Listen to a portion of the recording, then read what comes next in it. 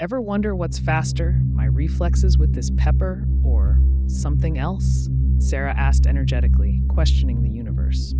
Sarah poses a question. Little does she know the answer is about to blow her and your mind. Get this, a sneeze travels about 100 miles per hour. That's faster than most cars in city traffic. It's like launching a tiny germ-filled missile. No way, that's insane, Sarah exclaimed, her eyes wide with surprise and incredulity. So, next time you feel a tickle, remember you're unleashing a supersonic cloud of, well, you know. Maybe I'll stick to salt, Sarah whispered playfully, feeling relieved.